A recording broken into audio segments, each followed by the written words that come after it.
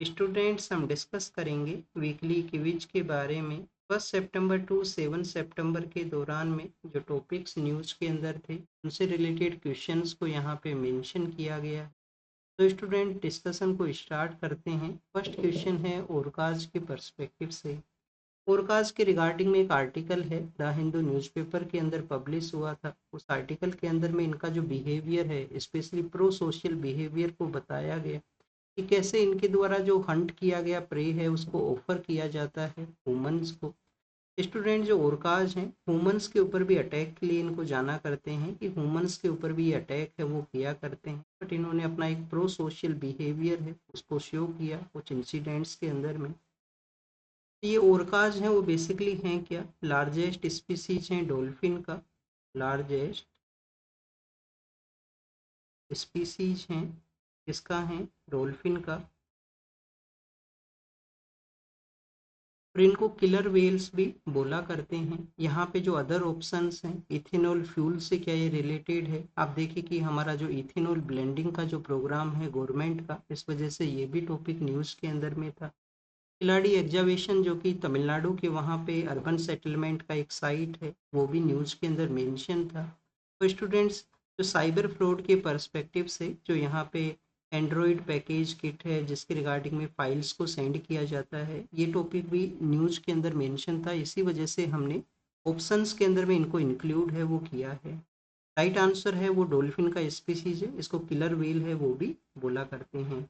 अब व्हेल के बारे में यहाँ पे मेंशन है तो आपको व्हेल के पर्सपेक्टिव से एक जानकारी ये होना चाहिए कि जो इंटरनेशनल व्हेल कमीशन है, इंटरनेशनल व्हेल कमीशन है, तो आपको पता होना चाहिए कि कमीशन भी एग्जिस्ट करता है। अब ये सेटलमेंट में आया था 1946 के समय, ये कमीशन है वो इस्टेब्लिशमेंट में आता है। इसका जो हेडक्वार्टर है वो कहाँ पे है, हेडक्वार्टर आप देखिए कि यूके के वहाँ पे एक सिटी के अंदर में है इसका हेडक्वार्टर। मेन सिटी लंदन के अंदर नहीं है, किसी अदर सिटी में है। तो ये आपका होमवर्क है, होमवर्क आपका ये है कि आपको हेडक्वार्टर है वो बताना है। क्या इंडिया इसका मेंबर है? यस स्टूडेंट्स, इंडिया इसका मेंबर है क्योंकि हमारा जो कोस्ट लाइन है काफ़ी लार्जर कोस्ट लाइन है। वेल्स का जो हंटिंग है वो हमारे यहाँ पे नहीं हुआ करता है। जापान के रिगार्डिंग में आपको देखने के लिए मिलेगा कि वहाँ पे जो लिमिटेशन है उससे एक्स्ट्रा जाते हुए जापान के वहाँ पे हंटिंग होता है काफ़ी बार। वेल कमीशन के द्वारा आप देखिए कि उनको वार्निंग है वो भी इश्यू किया जाता है। ये ओरकाज के बारे में, वेल कमीशन के बारे में हमने देखा। नेक्स्ट क्वेश्चन के पर्सपेक्टिव से रीड करें तो रमन मैग्सेसे अवार्ड के बारे में है। रमन मैग्सेसे अवार्ड किस कंट्री से रिलेटेड है, फिलीपाइंस से रिलेटेड है। कब इसको स्टार्ट किया गया था, 1957-58 के समय इसको इस रमन मैग्सेसे अवार्ड है उसको स्टार्ट किया गया। ये टॉपिक न्यूज़ में किस वजह से था, एक इंडिया के अंदर में एक ऑर्गेनाइजेशन है, स्पेशली एक एनजीओ है। इंडिया के अंदर में एक एनजीओ है जो राजस्थान या अदर पार्ट ऑफ इंडिया है वहाँ पे उसका वर्क हुआ करता है गर्ल एजुकेशन के रिगार्डिंग में। गर्ल एजुकेशन के रिगार्डिंग में इनका जो वर्क है वो हुआ करता है। एनजीओ का जो नाम है वो क्या है, फाउंडेशन टू गर्ल एजुकेशन है, या उसको काफ़ी बार गर्ल एजुकेशन के नाम से भी बोला करते हैं। तो आप देखिए कि उस एनजीओ को यहाँ पे रमन मैग्सेसे अवार्ड है वो दिया गया है। सिर्फ उन्हीं को नहीं दिया गया, दो और अदर पर्सनैलिटी हैं, एक म्यांमार से रिलेटेड है एक मालदीव से रिलेटेड है, उनको भी यहाँ पे अवार्ड है वो मिला है। स्टेटमेंट क्या है यहाँ पे इस अवार्ड से related, it was started in 1958। आप देखिए कि ईयर हो सकता है यूपीएससी काफ़ी बार ईयर को चेंज है वो कर देता है, 1958 को 1948 कर दिया जाएगा। आपको आपका जो प्रेजेंस ऑफ माइंड है उसको चेक करने के रिगार्डिंग ऐसे चेंज होता है। तो 58 तो यहाँ पे जो करेक्ट है, to celebrate the greatness of spirit and transformative leadership in Asia. अब यहाँ पे सपोज कीजिए कि आपसे आपको जो फर्स्ट स्टेटमेंट है वो इस तरीके से पूछ लिया जाए कि यहाँ पे जो अवार्ड को इस्टेब्लिश कर दिया गया और ओनली एशिया से रिलेटेड जो पर्सन है उन्हीं को अवार्ड यहाँ पे दिया गया है, क्योंकि इस रमन मैग्सेसे अवार्ड को काफ़ी बार एशिया का जो नोबल है उसके रूप से भी बोला करते हैं कि एशिया का नोबल प्राइज है। तो क्या एशिया से रिलेटेड पर्सन्स को ही अवार्ड दिया जाता है, एशिया से रिलेटेड पर्सन नहीं है, अदर पार्ट ऑफ वर्ल्ड के भी जो लोग हैं उनको भी काफ़ी बार अवार्ड है वो दिया गया। फर्स्ट स्टेटमेंट है वो करेक्ट है। सेकंड के अंदर में आप देखिए कि कहा गया ये फाउंडेशन टू एजुकेट गर्ल जो यहाँ पे हमारा एक ऑर्गेनाइजेशन है, वो फर्स्ट इंडियन ऑर्गेनाइजेशन है जिसने अवार्ड को रिसीव है वो किया है। Yes students, first Indian organisation जिसको ये अवार्ड मिला है। उससे पहले हमारे यहाँ पे जो पर्सनैलिटीज हैं, जैसे आप देखिए कि जो रवीश कुमार हैं उनको भी अवार्ड मिल चुका है। जो हमारे CD देशमुख हमारे आप देखिए कि मिनिस्टर हैं वो रहे थे इनिशियल पार्ट के अंदर में, इंडिपेंडेंस के बाद में, उनको भी मिल चुका है ये जो रमन मैग्सेसे अवार्ड है। अरविंद केजरीवाल जो एक पॉलिटिकल पर्सन है उनको भी मिल चुका है।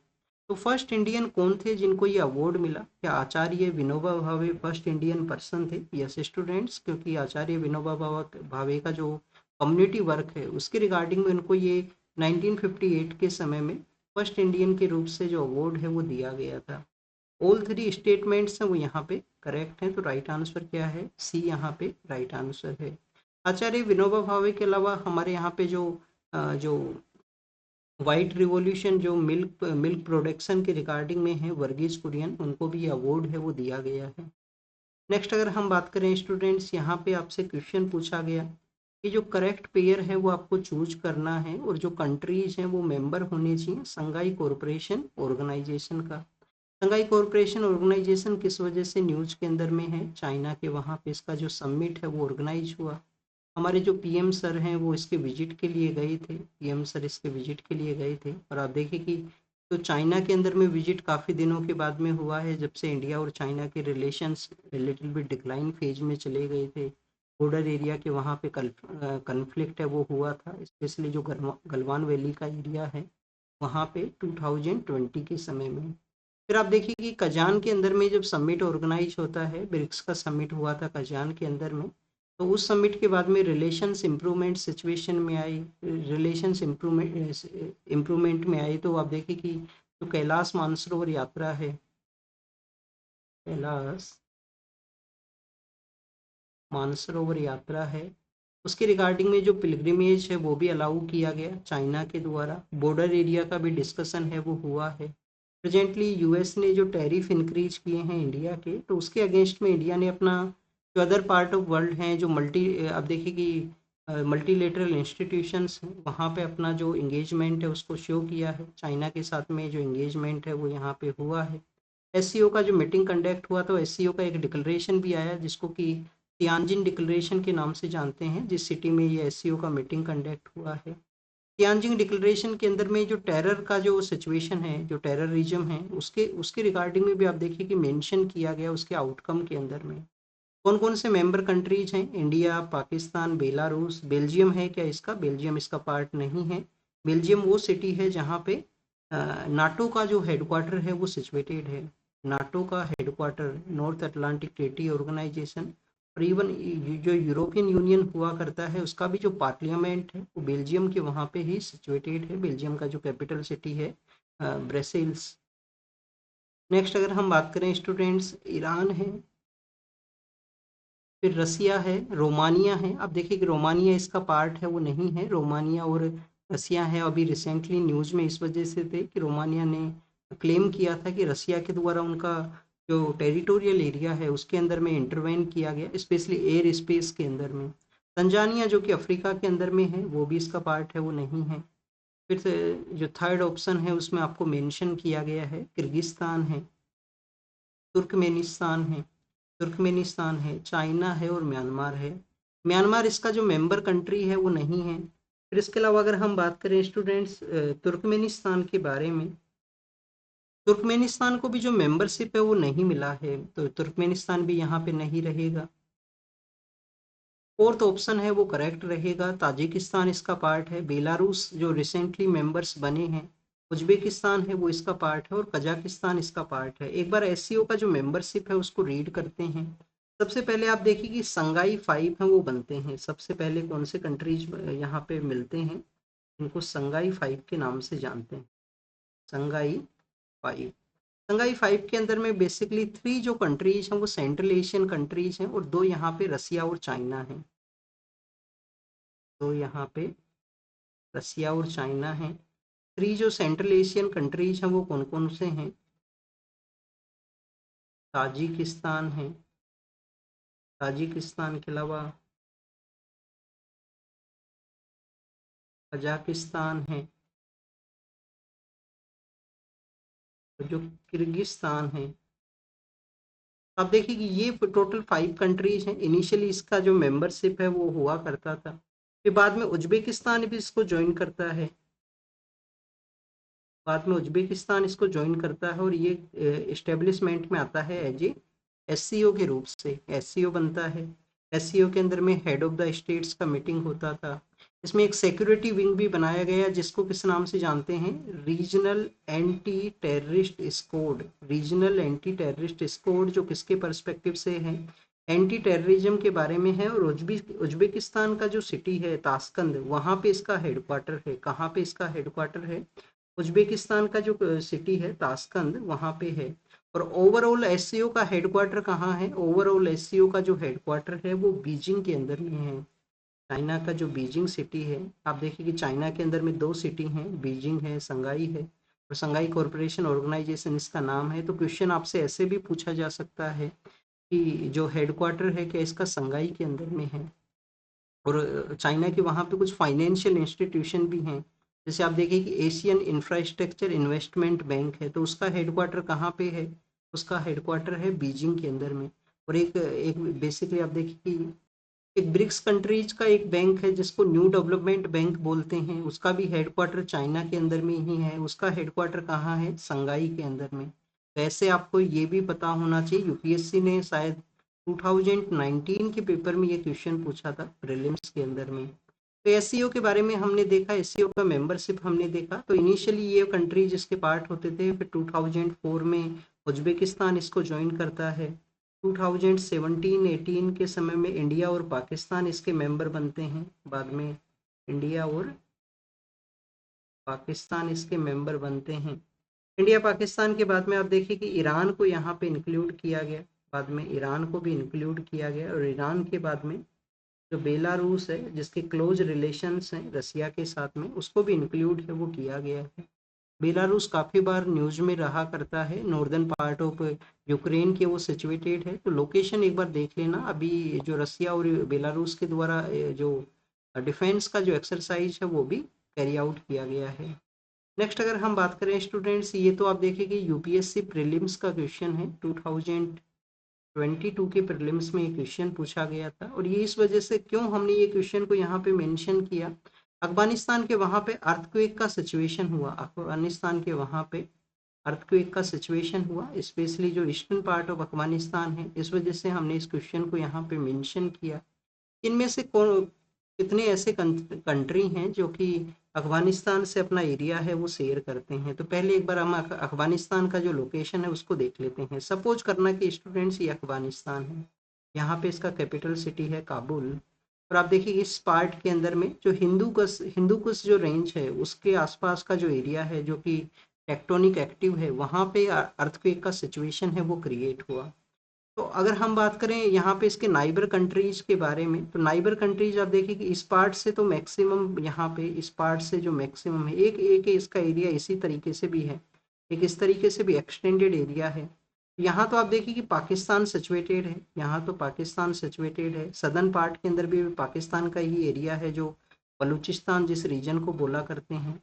और यहाँ पे भी आप देखिए कि कांधार के जो सदर्न का पे एरिया है, जो ईरान का यहाँ पे एरिया है, ये कंप्लीट एरिया के अंदर में बलूच जो कम्युनिटी के लोग हैं वो रहते हैं। क्योंकि ईरान का भी जो एरिया है, ईरान के अंदर में जो प्रोविंस है उसका नाम है सिस्तान बलूचिस्तान। क्या नाम है, सिस्तान बलूचिस्तान, सिस्तान बलूचिस्तान। तो स्टूडेंट्स इस तरीके से हमने यहाँ पे कंट्रीज देखे। ईस्टर्न पार्ट और सदर्न पार्ट में पाकिस्तान है, जो वेस्टर्न पार्ट है वहाँ पे मेजरली ईरान है।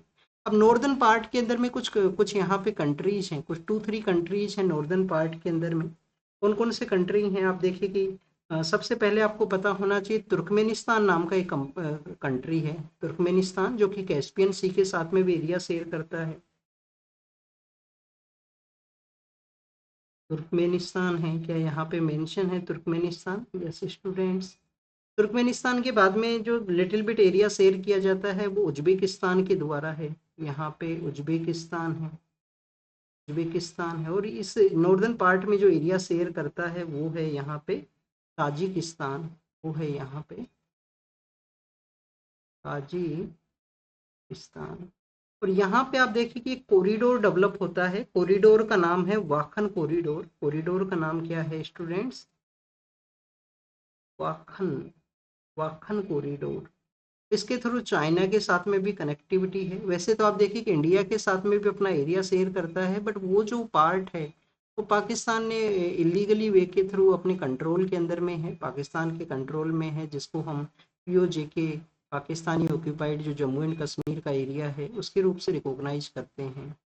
तो स्टूडेंट्स ये बेसिकली अफगानिस्तान के जो कंट्रीज अपना एरिया शेयर करते हैं, उज्बेकिस्तान एरिया शेयर करता है, ताजिकिस्तान एरिया शेयर करता है, किर्गिस्तान नहीं करता है। क्वेश्चन आपसे पूछ लिया जाए कि कौन से सेंट्रल एशियन जो कंट्रीज हैं वो अपना एरिया शेयर नहीं करते, कजाकिस्तान और किर्गिस्तान है वो अपना एरिया है वो नहीं शेयर करते।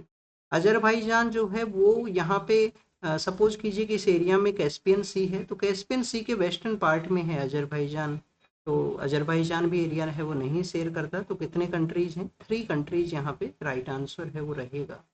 यूपीएससी ने जब ये क्वेश्चन पूछा था तो वहाँ पे 1 2 3 इस तरीके से वहाँ पे ऑप्शंस हैं वो मेंशन थे।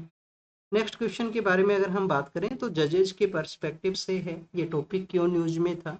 ये टॉपिक इस वजह से न्यूज में था कि जो नए जज हैं उनका अपॉइंटमेंट हुआ है सुप्रीम कोर्ट के अंदर में, तो उसमें आप देखिए कि वुमेन जजेस का अपॉइंटमेंट नहीं हुआ, तो इस वजह से एक आर्टिकल है वो पब्लिश हुआ था। तो आपको कुछ लिटिल बिट यहाँ पे जो जानकारी है वो होना चाहिए। अब देखिए कि फर्स्ट जो स्टेटमेंट है वो मेंशन है कि जस्टिस जो फातिमा बीवी हैं वो क्या फर्स्ट वुमेन हमारा वुमेन जज थे सुप्रीम कोर्ट के अंदर में। तो स्टेटमेंट है वो करेक्ट है, स्टेटमेंट है वो करेक्ट है। जो जस्टिस फातिमा बीवी हैं फर्स्ट वुमेन जज थे। हाई कोर्ट के अंदर में फर्स्ट वुमेन जज हैं वो कौन थे? लैला सेठ हैं, जो हाई जस्टिस लैला सेठ हैं, जो कि high court Delhi high court के अंदर में फर्स्ट वुमेन जज थे। नेक्स्ट अगर हम बात करें प्रेजेंट समय में इन 2025 देर इज नो वुमेन जज इन द सुप्रीम कोर्ट। अभी आप देखिए कि जो नागरत्ना मैम है, जो कि बीवी नागरत्ना मैम है, आने वाले समय के अंदर में हमारा जो वुमेन सीजीआई का पोस्ट उसको सर्व कर सकते हैं। फर्स्ट कोई भी जज है जो वुमेन जज के रूप से यहाँ पे सीजीआई का पोस्ट है उसको सर्व करेंगे, ऐसे चांसेज हैं वो बताए गए हैं आने वाले समय के अंदर में। तो अभी प्रेजेंट समय में जो जज हैं वो एग्जिस्ट किया करते हैं, एक जज हैं। टोटल स्ट्रेंथ कितना है सुप्रीम कोर्ट का? टोटल स्ट्रेंथ 34 है प्रेजेंट समय में। इसके पास में ये पावर है यहाँ पे स्ट्रेंथ को डिसाइड करना, पार्लियामेंट के पास में ये पावर है। और पार्लियामेंट आप देखिए कि समय के साथ में जो नंबर ऑफ जजेज का संख्या है उसको इंक्रीज है वो कर सकता है। क्या कोई क्लियरिटी है? क्या पब्लिक डोमेन के अंदर में कोई क्लियरिटी है जज के अपॉइंटमेंट के रिगार्डिंग में? तो यस स्टूडेंट्स, अभी जो प्रेजेंट समय में कोई क्लियर पब्लिक डोमेन में कोई क्लियर यहाँ पे डॉक्यूमेंट है या कोई क्राइटेरिया है वो नहीं मेंशन है। तो फर्स्ट स्टेटमेंट और थर्ड स्टेटमेंट है वो करेक्ट है। सेकंड स्टेटमेंट इनकरेक्ट क्यों है? कि अभी वुमेन जज हैं वो एग्जिस्ट करते हैं। और अभी आप देखिए कि 2 वुमेन जज का रिटायरमेंट है वो हुआ था, तो टोटल पहले 3 हुआ करते थे, अभी प्रेजेंटली 1 है। ऐसा क्वेश्चन भी पूछा जा सकता है, चांसेस हो सकते हैं कि आपसे कोई ऐसा कंडीशन डेवलप हुआ हो। नेक्स्ट अगर हम बात करें वाइस प्रेसिडेंट के इलेक्शन के बारे में है। अब वीपी का इलेक्शन अभी आप देखिए रिसेंटली जो कंडक्ट है वो हुआ था, इलेक्शन कंडक्ट हुआ, तो उसी के बारे में कौन सा यहाँ पे स्टेटमेंट है वो करेक्ट है? फर्स्ट स्टेटमेंट में आप देखिए कि आपसे जो क्वेश्चन है वो बोल दिया गया कि members of both house of parliament and Delhi's member of legislative assembly constitute the electoral college for the vice president election। Statement है वो इनकरेक्ट है। किस तरीके से इनकरेक्ट है?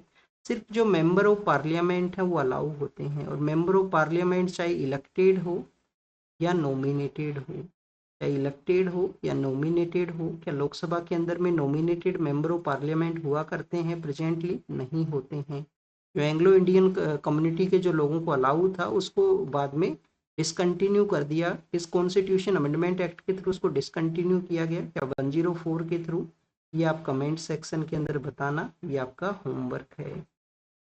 MPs are not bound by any party whip and can vote according to their preference। Correct है कि जो मेंबर ऑफ पार्लियामेंट हैं उनके ऊपर में विप है वो अप्लाई नहीं होता है, पार्टी के द्वारा विप है उसको इश्यू नहीं किया जाता। विप बेसिकली क्या है? अपने जो मेंबर ऑफ पार्लियामेंट्स को एक आइडियोलॉजी के बेसिस के ऊपर में पार्टी का जो वहाँ पे गाइडलाइंस है उसके अकॉर्डिंग उनको अपना जो बाउंड है वो करना कि आप इस एक्टिविटी को कैरी आउट कीजिए। अगर आप पार्टी के अगेंस्ट में जाके एक्टिविटी करते हो तो आपको एंटी पार्टी एक्टिविटी के रूप से जो आपको डिफेक्शन है वो अलाउ किया जा सकता है, आपको रिमूव है वो किया जा सकता है। अब आप देखिए यहाँ पे अगर आपने पार्टी का जो बाउंडेशन है, जो भी इनफॉर्मल बाउंडेशन किया गया उसके अगेंस्ट में जाके अगर आप कैरी आउट करोगे, एक तो यहाँ पे सीक्रेट बैलेट का कॉन्सेप्ट है, तो पता कैसे लगेगा? सीक्रेट बैलेट होने की वजह से एमपीज को बाउंड नहीं है पार्टी विप का। यहाँ पे नॉमिनेशन पेपर के अंदर में जो वाइस प्रेसिडेंट का जो नॉमिनेशन पेपर है, जिसमें एटलीस्ट जो 10% जो 10% है वो इलेक्टर्स के रूप से होने चाहिए, और 10 जो इलेक्टर्स हैं वो सेकंड प्रपोजर्स, और 10 एज ए सेकेंडर्स के रूप से होना चाहिए। तो नंबर है वो करेक्ट नहीं है। यहाँ पे 20-20 है, 20 यहाँ पे प्रपोजर हो और 20 यहाँ पे सेकेंडर्स हो, ये भी आपको पता होना चाहिए। जो रिटर्निंग ऑफिसर हैं वो कौन होते हैं? रिटर्निंग ऑफिसर आप देखिए कि हुआ करते हैं बेसिकली जो राज्यसभा और लोकसभा के सेक्रेटरी जनरल हैं, उनको अल्टरनेटिव बेसिस के ऊपर में अपॉइंट किया जाता है, तो जिसका भी चांसेज है उसको आरओ है वो बनाया जाएगा। ऑप्शन में हो सके आपसे क्वेश्चन ऐसा पूछ लिया जाए कि क्या हमारे जो चीफ इलेक्शन कमिश्नर हैं वो यहाँ पे आरओ की पोस्ट को सर्व करते हैं vice president and president election के अंदर में? तो वैसा है वो नहीं है। Value of vote cast by the member of parliament and the various state legislative assemblies is different। आप देखिए कि यहाँ पे जो एमपीज का जो वैल्यू है, एमपीज का जो वोट का वैल्यू है, क्योंकि एमपीज ओनली अलाउ हैं, लेजिस्लेटिव असेंबली के मेंबर्स तो अलाउ नहीं हैं, ऑलरेडी ये स्टेटमेंट है वो इनकरेक्ट है। बट जो एमपीज का वोट का वैल्यू है वो भी यहाँ पे सेम वैल्यू है, सेम, चाहे एमपी लोकसभा का हो या एमपी राज्यसभा का हो, एमपी इलेक्टेड हो या नॉमिनेटेड हो, वैल्यू है वो सेम है। 1 यहाँ पे वैल्यू उसको रखा गया है। वैल्यू से रिलेटेड भी यूपीएससी आप देखिए कि 2023 का पेपर था प्रीलिम्स का, जब प्रेसिडेंट इलेक्शन के बारे में पूछा, 2018 के समय भी प्रेसिडेंट इलेक्शन के बारे में ये क्वेश्चन है वो पूछ चुका है। तो आपको ये जानकारी है वो होना चाहिए कि ऐसे क्वेश्चंस फ्रेम हो सकते हैं। वाइस प्रेसिडेंट इलेक्शन अभी न्यूज़ में है, तो यहाँ से आपसे क्वेश्चन हो सकते हैं। हमारे जो नए वाइस प्रेसिडेंट है वो इलेक्शन प्रोसेस के थ्रू इलेक्ट हुए हैं। कौन सा एक रीजन है तमिलनाडु के अंदर में? आप देखिए कि जो त्रिपुर का एरिया है, जो टैरिफ की वजह से भी न्यूज़ में है, त्रिपुर, कोयम्बटूर और सेलम का एरिया, ये इसको एक रीजन के नाम से जानते हैं। कौन सा वो रीजन है जहाँ से वाइस प्रेसिडेंट है वो बिलोंग करते हैं? ये आपका होमवर्क है, आप कमेंट सेक्शन के अंदर बताना। तो राइट आंसर है वो क्या है? पार्टी विप अप्लाई नहीं है और अपना प्रेफरेंस से वोटिंग है वो कर सकते हैं। तो स्टूडेंट्स आपको यहाँ पे कुछ रीजन्स को कंट्रीज के साथ में एसोसिएट करने के बारे में क्वेश्चन पूछ लिया कि दरफूर का जो रीजन है वो कहाँ है? दरफूर जो है वो है सूडान के वहाँ पे। सूडान कहाँ है? सूडान है अफ्रीका में। और सूडान में आप देखिए कि वायलेंस है, क्योंकि सभी जो मेजर पावर्स हैं सूडान में अपने कंट्रोल को सेटअप करना चाहते हैं, क्योंकि स्टूडेंट्स रेड सी के साथ में एरिया है वो शेयर करता है। दरफूर जो है वो सूडान में है। कैटेलोनिया जो रीजन है वो कहाँ है? स्पेन के अंदर में है। ये क्वेश्चन यूपीएससी ने 2017 या 18 में ये क्वेश्चन पूछा था कैटेलोनिया के बारे में। उस समय कैटेलोनिया में डिमांड था कि कैटेलोनिया में डिमांड ये था कि उनको जो ऑटोनॉमी है वो दिया जाए, क्योंकि वो ज़्यादा जो टैक्सेशन है, जो रेवेन्यू है वो प्रोवाइड करते थे स्पेन को, और अदर पार्ट के अंदर में वो पैसा है वो खर्च हुआ करता था। कैटेलोनिया, अब हमने स्पेन को यहाँ पे क्यों मेंशन किया? स्पेन को इस वजह से मेंशन किया स्टूडेंट्स, क्योंकि स्पेन के थ्रू काफ़ी सारे ऐसे प्रोजेक्ट्स हैं, काफ़ी सारे ऐसे इनिशिएटिव चलाए गए हैं। गजा स्ट्रिप के अंदर में अपना जो वहाँ पे शिप है वो सेंड किया गया, कुछ एक्टिविस्ट को भी उन्होंने सेंड है वो किया है। क्या गजा स्ट्रिप का वो डायरेक्ट एक्सेस है? मेडिटेरियन सी का डायरेक्ट एक्सेस नहीं है, इजराइल के द्वारा वहाँ पे कंट्रोल है वो किया जाता है। नोवी सैड नाम से एक जगह है, कहाँ पे है ये नोवी सैड नाम का जगह? ये प्रोटेस्ट की वजह से न्यूज़ में था। ये सर्बिया के अंदर में है, सर्बिया का सेकंड लार्जेस्ट ये सिटी है। तो तीनों यहाँ पे करेक्ट हैं, तो राइट आंसर क्या रहेगा? सी यहाँ पे राइट आंसर रहेगा। नेक्स्ट अगर हम बात करें स्टूडेंट्स यहाँ पे इस्तुमस ऑफ करा के बारे में है कि जो एक लैंड ब्रिज ये कनेक्ट करता है मेनलैंड एशिया को, किसके साथ में ये कनेक्ट करता है?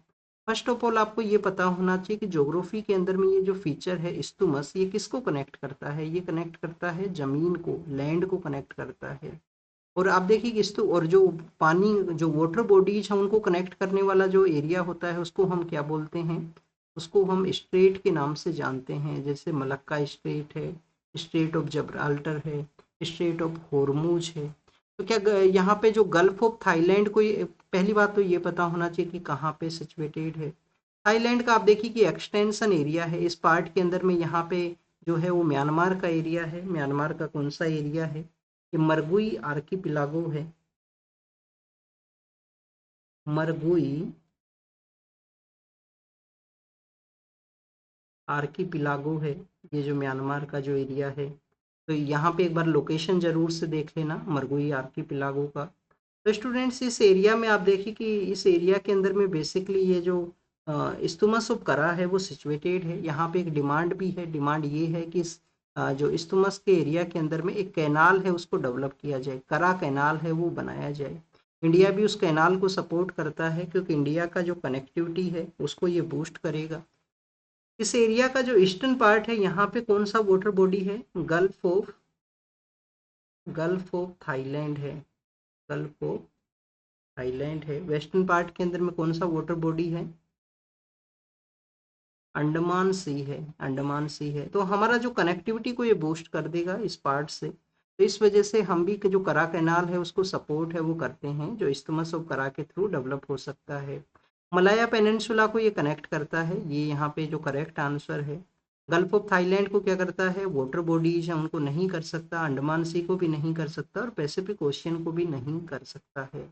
तो स्टूडेंट्स ये क्वेश्चंस थे फर्स्ट वीक के क्विज के। और भी कुछ टॉपिक्स है पर वो कंटिन्यूस हैं, वो सेकंड वीक के अंदर भी हैं। तो जल्द ही हम सेकंड वीक का भी जो क्विज है उसको डिस्कस करेंगे और बाद में इस क्विज को हम कंटिन्यूस करेंगे कि संडे को ही आपका जो क्विज है वो डिस्कस कर सकें। जो थर्ड के क्विज रहेगा 21 को, तो उसको संडे को ही हम डिस्कस है वो कर सकें। तो रीड कीजिए, रिवाइज कीजिए, इसका प्रॉपर एक सेपरेट नोटबुक आप बना लेना क्विज के रिगार्डिंग में, जिससे कि आप अपना टॉपिक्स को मेंशन कर सको, जो भी आपको एक्स्ट्रा इन्फॉर्मेशन मिलता है उसको आप नोट डाउन कर सको। तो thank you students, thank you very much. और कमेंट सेक्शन में जो क्वेश्चंस आपसे पूछे गए हैं उनका आंसर करना।